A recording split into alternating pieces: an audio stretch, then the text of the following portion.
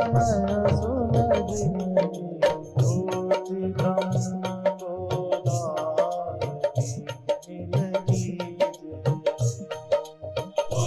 नीलगी श्री राम जय राम जय जय राम।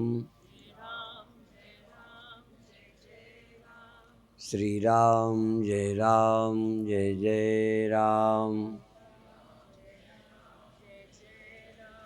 श्री राम जय राम जय जय राम। सच्चिदानंद भगवान की, सनातन धर्म की। गहरा दुख या गहरा सुख अनुभव हो जाए तो वो स्मृति बहुत आसान हो जाती है। करते नहीं हैं। जिससे आपको दुख मिलता है उसके प्रति नफरत, उसकी याद न चाहने पर आती है। जैसा लोग कहते हैं, रावण को राम की याद इतनी आती थी जितनी भक्तों को नहीं आती हो। आपको भी कष्ट देने वाला, जिससे ज़्यादा चोट पहुंची है, वो दिमाग में रहती है। ये एक साइकोलॉजिकल सत्य है, मनोवैज्ञानिक सत्य है। वो याद आती ही रहेगी।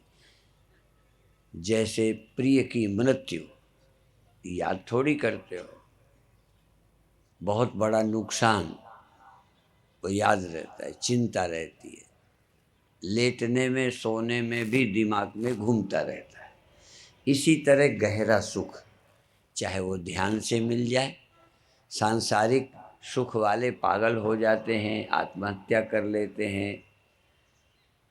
कई बहुत आसक्त हो जाएं और दूसरा न हो तो उसको तेजाब फेंक देते हैं, नुकसान पहुंचाते हैं।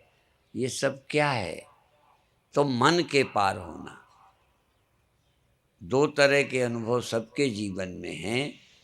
प्रभावित होना, अच्छे से भी बुरे से भी। इसीलिए कल रात में कहा था कि हम कोई ऐसे अनुभव, भगवान का दर्शन है, रोशनी है, नाद है, कुंडलनी है, यदि ये हो जाए तो उससे हम इतने प्रभावित हो जाएंगे कि हमारी याद आसान हो जाएगी।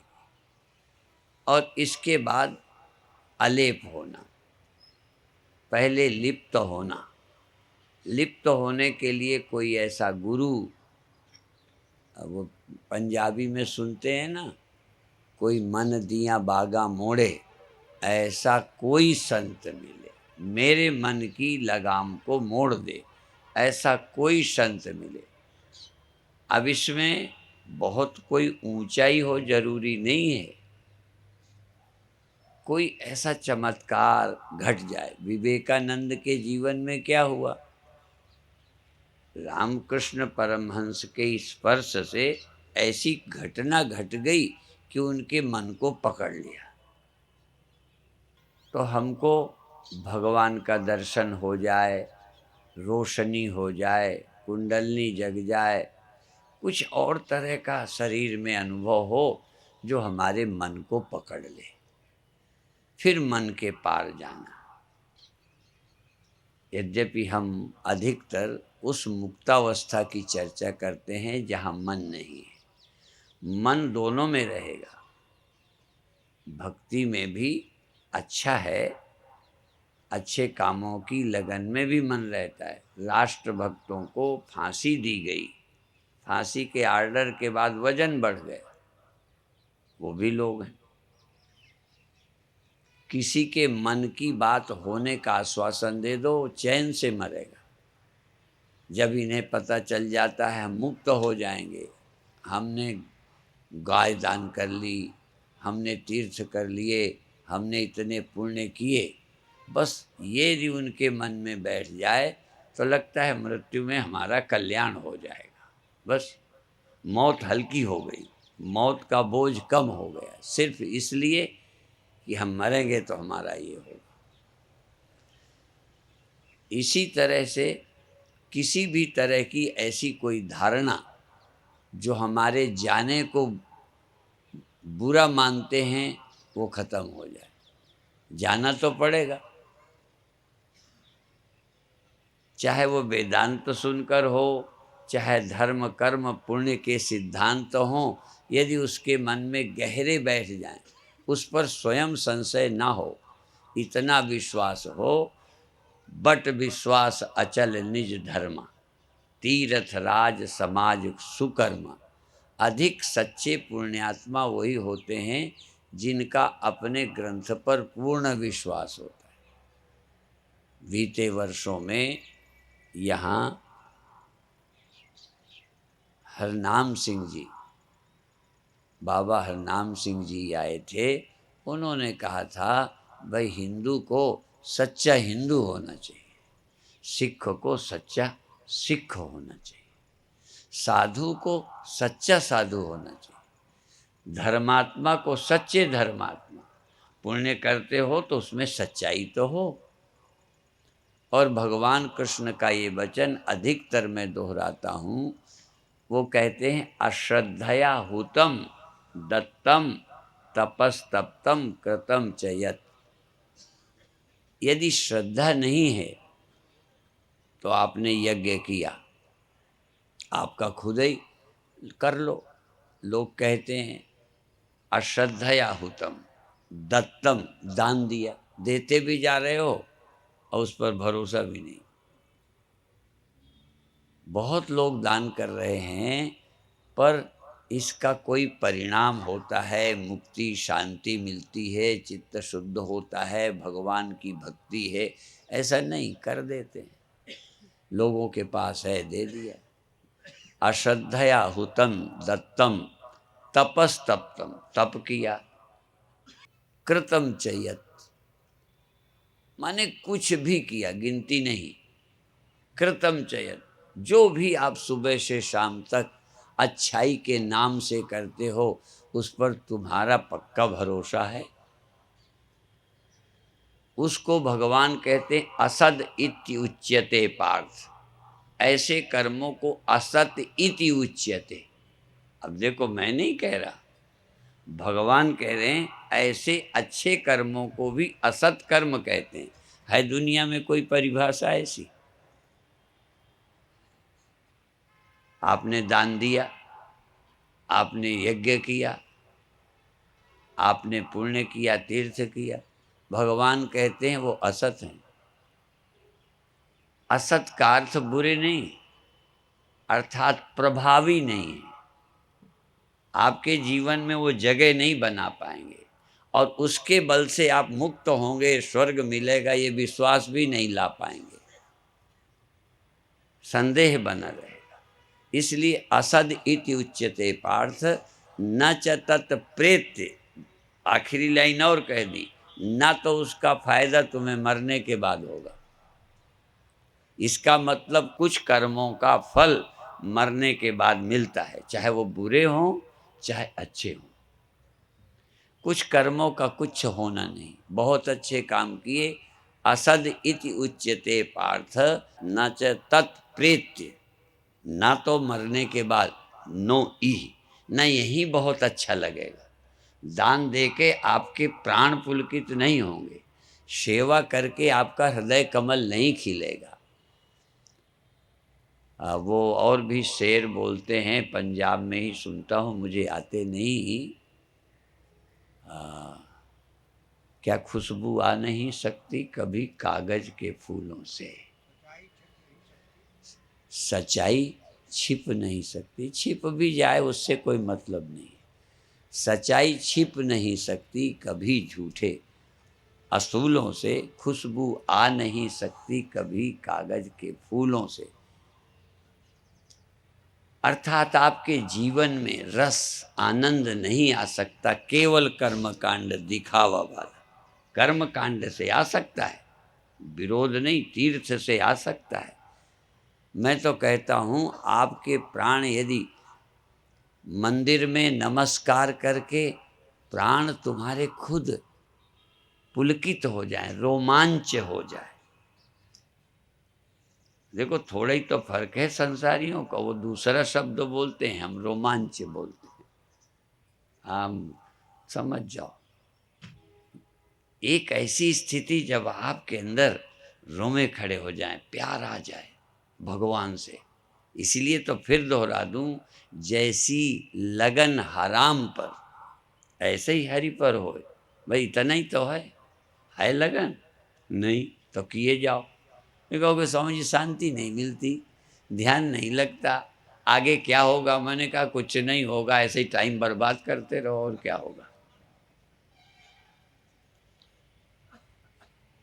जैसी लगन हराम पर तैसे ही हरि पर होए, चले जाओ बैकुंठ को बाह न पकड़े को, कोई रोक नहीं सकता। वो आना चाहिए। अब हम और बता दें, कितने बार बताया कि हमें ध्यान के आनंद में, देखो आज भी अभी ध्यान में आनंद आए तो अच्छा लगता है, आज भी, लेकिन अब लगता नहीं, उल्टा हो गया कभी कभी। इसीलिए कोई एक घटना जैसे ध्यान के समय की है वो सब याद है, कहाँ ध्यान लगा था, क्या अनुभव हुआ था, कितना आनंद आया था।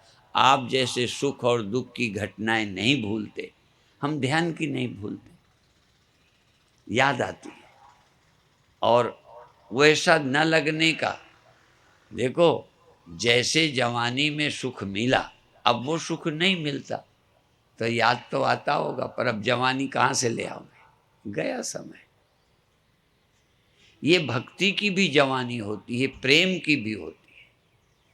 जब तुम भोले थे, बुद्धू थे, तब जितना प्यार भगवान से हो गया, ये ज़्यादा दिमाग आने से। पहले जिनको तुम पत्थर कहते हो, उनके पास बैठकर कई लोगों को आनंद मिला।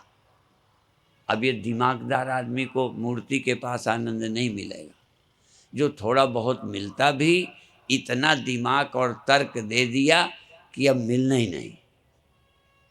मूर्ति पूजा विरोधियों ने आपकी आस्था खत्म कर दी। और ये कहीं नहीं, गुरुओं के विरोध में भी इतना बोला जाता है संतों के, कि अब आपको संतों पर भी श्रद्धा नहीं रही। पहले भोला आदमी था, संतों के पैर छूता था, धन्य हो जाता था। इसीलिए ये भी एक कहावत है कि यदि राख भी फायदा कर जाए तो दवा है, और दवा भी फायदा न करे तो राख है।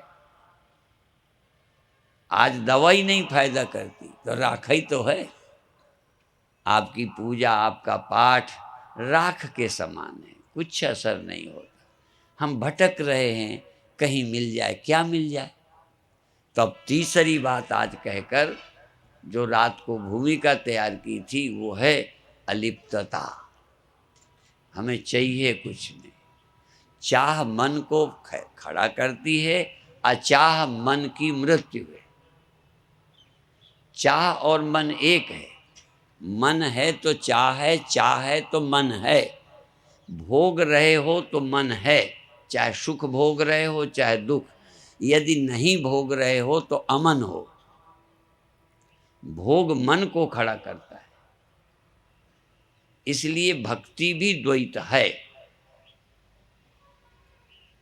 और शुरू में चाहिए, क्योंकि और भोगों से छूटने के लिए भक्ति का आनंद चाहिए। योगानंद, भक्तानंद, विवेकानंद, सब आनंद ही जोड़ा।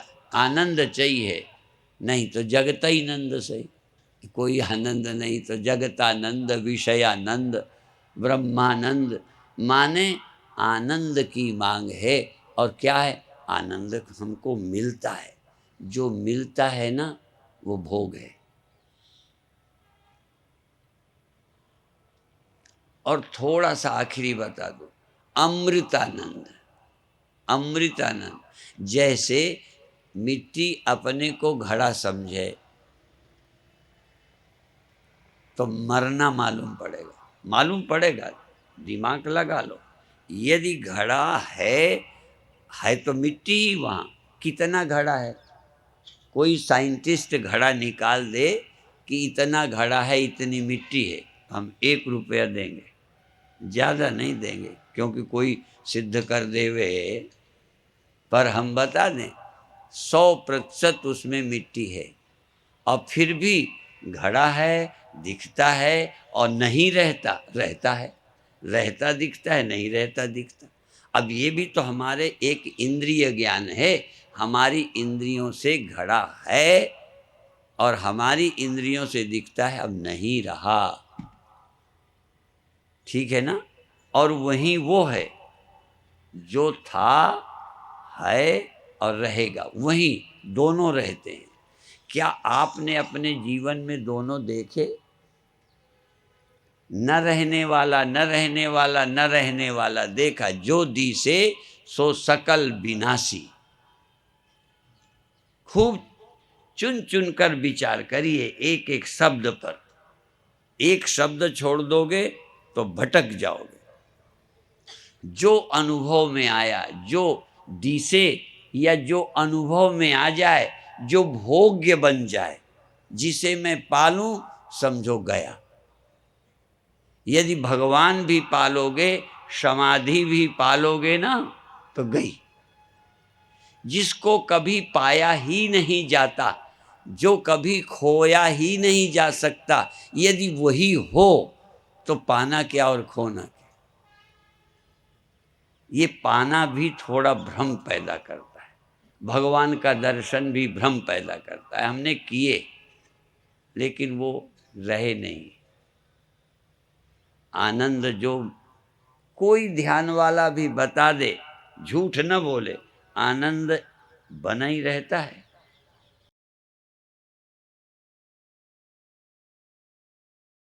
कोशिश में है बना रहे, बना रहे, अब बनाए रखने के लिए मरे जा रहे हैं, और रहता है नहीं। हर आदमी आनंद को तो बनाए रखना चाहता है। तुम विषयानंद बनाए रखना चाहते हो, वो योगानंद बनाए रखना चाहते। और जो नहीं रहता वो नहीं रहेगा। रहने वाला कौन है? तो रहने वाला सत है, पर सत भोग्य नहीं है।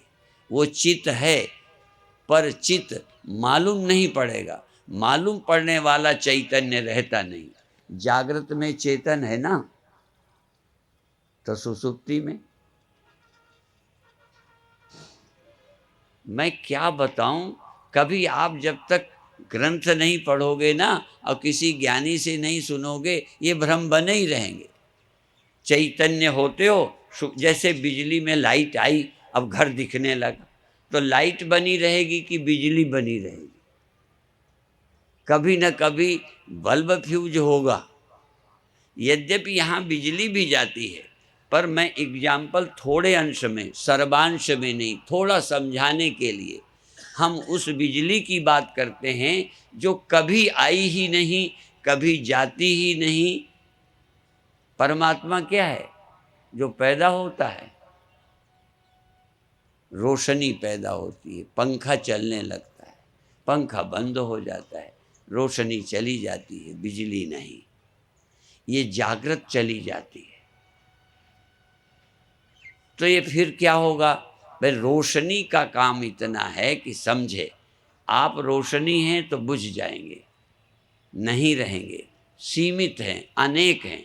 यदि आप बिजली हैं, बिजली हैं तो रहेंगे ही। अब आप क्या हैं, जीव हैं या ब्रह्म हैं? इतना ही तो विचार है। आप ब्रह्म हैं कैसे मान लें? कहने लगे मैंने हम बिजली हैं, रोशनी नहीं, कैसे निश्चय करें? निश्चय करो, यदि तेरे रहते रोशनी हुई हो, तेरे रहते चली गई हो, तो समझ लिए अनित्य है और तू नित्य है। यदि जागृत तेरे रहते, स्वप्न में तू था, या तो कहो नहीं था, पर जागृत नहीं था। जागृत अवस्था नहीं थी, पर तू स्वप्न में था, और स्वप्न अब नहीं है, पर तू अभी है। तो कौन गया है? क्या तू मान पाएगा कि मैं नहीं जाता, मैं नहीं बदलता? क्या इस सत्य का विचार गहरे में आ सकता है कि मैं कभी गया ही नहीं? अब गया नहीं तो रखने की कोशिश कौन करेगा? बेवकूफ। आया कहे सो बावरा, गया कहे सो कूर। आया गया कहीं नहीं, ज्यों का त्यों भरपूर। सब प्रतीत होते, आता जाता, होता खोता सब मालूम पड़ेगा, फिर भी एक चीज है जो अकाल पुरुष है, परम पुरुष है, परब्रह्म है, जिसके सिवा नित्य कोई नहीं है। फिर नित्य चाहे बड़ा तेज रोशनी हो, चाहे कमजोर रोशनी हो, 0 पावर की हो या कितने पावर की हो, रोशनी न रहने वाली ही सीमा में आएगी। अच्छा, तेज रोशनी रहने वाली होती, अधिक पावर वाली रोशनी रहने वाली, हाँ, कमजोर के सामने उसका दबदबा है, पर बिजली की तरफ देखो, वो नित्य है और सारी रोशनी अनित्य है। अर्थात एक के सिवा, नाम लूंगा तो कई भक्तों को बुरा लगेगा, किसी मजहब वाले को बुरा लगेगा, पर एक शब्द कह दूं, एक के सिवा दूसरा कोई अमर ना है, न था, न आगे होगा, एक ही है। इसलिए परम सत्य, परम सत्य का मतलब जिससे आगे कोई और नहीं है। तो चाहे मैं पैदा हुआ हूं, चाहे तुम, चाहे मेरा जगना, चाहे तुम्हारा, सब नहीं रहने वाले। देह तो नहीं रहेगा ही, जगना भी नहीं रहेगा। इसलिए एक परमात्मा के सिवा परम सत्य कोई नहीं। इसीलिए ऐसी पुस्तकें छोटी छोटी, सत्यम परम धीमहि, एक पुस्तक का नाम है परम सत्य, पंजाबी में है परम सच। पंजाबी है कि अर्थ दूसरा है। परम सत्य का, परम सच का अर्थ दो है कि भाषा दो है। पानी और वाटर,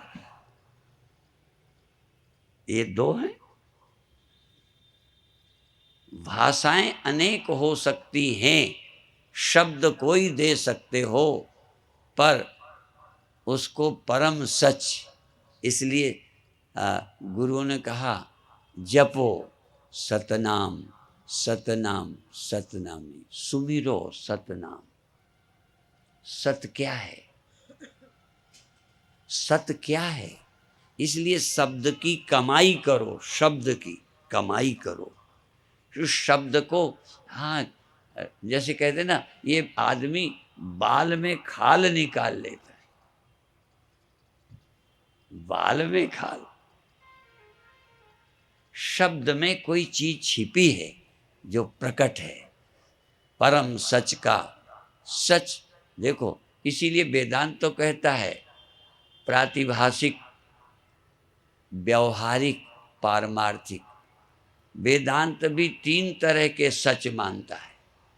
जो तुम्हें मालूम पड़ता है वो स्वप्न भी सच था, उतनी देर जागृत में झूठा। एक ये सच है जो तुम्हें ये सच लगता है, ये भी सच नहीं है, ये भी व्यवहारिक सच है, व्यवहारिक पारमार्थिक सच, जिसका कभी अभाव नहीं होता। और तुम तीनों हो, तुम स्वप्न भी हो, तुम जागृत भी हो, और इनके अभाव के साक्षी, इनके अभाव, ये तुम में होते हैं, तुम में होते हैं, नहीं मत कहो। जैसे लहरें होती नहीं मत कहो, लहरें पानी में होती हैं, सागर में होती हैं कि नहीं, और रहती भी हैं, खो जाती हैं, फिर होती रहती हैं। कौन नहीं होता जो सदा रहता है? उस सदा रहने वाले पर ध्यान गया। समम सर्वेषु भूतेषु तिष्ठन्तम परमेश्वरम विनश्यसु अविनश्यन्तम यह पश्यति स पश्यति। जिसको ये दिख गया कि सच है, तो दिख गया क्या? अब फिर देखो, यही चाल है जहाँ सब उलझे हैं। यदि दिख गया तो रहेगा नहीं। मेरी एक बहुत पहले की पुस्तक थी, जिसको आनंद मूर्ति गुरु माँ ने छपाकर हीरक जयंती में समर्पित किया है, मेरी ही पुस्तक। हम तो भूल ही गए थे। उसमें कुछ बातें कही हैं। उन्होंने प्रस्तावना में 2 शब्द लिखे हैं, सच क्या जानने में आता है? जागृत जानने में आया, स्वप्न जानने में आया, सुसुप्ति जानने में आई, ये हुई।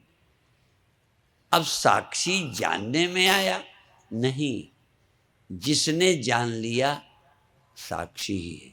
जिसमें ये सब हो गया ऐसा, बस जिसमें ये सब होता है, जिस करके सब होता है, जो सब में रहता है और जो सब होते रहते हैं, जो सदा रहता है, ऐसा कौन है तुम्हारे सिवा? देखो, मैं नास्तिक नहीं हूँ, मैं कोई मजहब विरोधी नहीं हूँ, पर बताऊं, इस सत्य के बिना स्पष्ट हुए आप कुछ न कुछ पाने के लालच में, लोभ में और खोने के भय से ग्रस्त रहोगे। इसको खोया ही नहीं जा सकता। देखो, रुपया कितना हो, सोना कितना हो, आप कभी ट्रेन में हो, आज तो सभाओं में चैन कटने लग गई। ऐसा सम्मेलन नहीं होता इसमें आरती के समय किसी की चैन नहीं कटती। इसीलिए रुपया रखने से है बड़े काम, पर चिंता होगी। कोई रुपया लेकर ट्रेन में चलता है, जरा भी चिंता नहीं करता, थोड़ी। बोलो क्यों कर? जा सकता है। अच्छा, जो जा ही नहीं सकता, जो जा ही नहीं सकता उसकी चिंता होगी। जो जीवन नष्ट होगा, चला जाएगा, उसकी चिंता होना स्वाभाविक है। जो जाएगा ही नहीं, ये वो तो फिर क्या है? खूब आराम से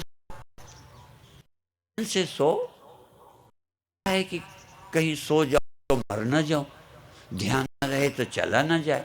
ध्यान न रहने पर क्या जाएगा? आने वाली चीज ही ध्यान न रहने पर कोई मौका लगा लेता है। लुटेरे, जेब कतरे।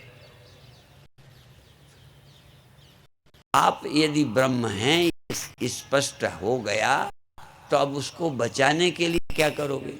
जो मरता नहीं उसके बचाने के लिए क्या करोगे? तो ज्ञानी दोनों तरह से निश्चित, जो मरने वाला है उसके लिए क्या करोगे ये बता दो।